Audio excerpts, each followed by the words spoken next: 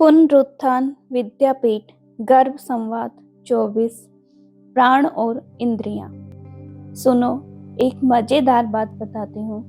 हम सबके आँख, कान, नाक, जीभ और त्वचा होते हैं।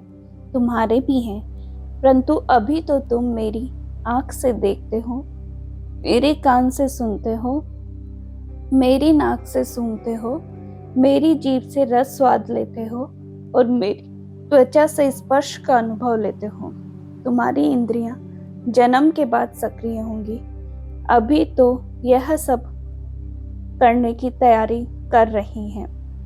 एक बार क्या हुआ, ये पांचों इंद्रियां एक दूसरे के साथ लड़ने लगी, वाद करने लगी।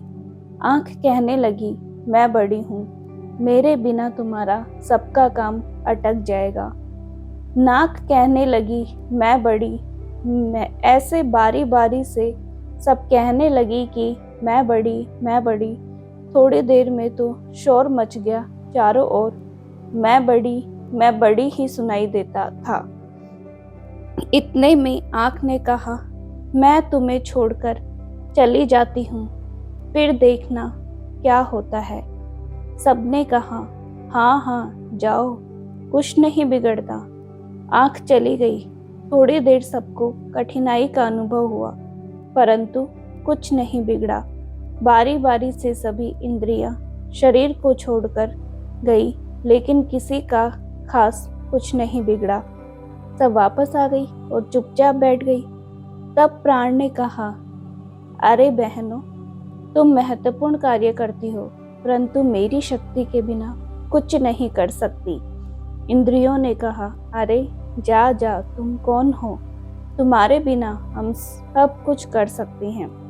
प्राण ने कहा, अच्छा तो मैं जाता हूँ, देख लो। इतना कहकर वह अभी तो जाने ही लगा था कि सारी इंद्रियां व्याकुल हो गई। उन्होंने मिन्नत करके प्राण को वापस बुलाया और उसका बड़प्पन स्वीकार किया। है ना मजेदार बात। राम राम, राधे राधे, हरे कृष्ण।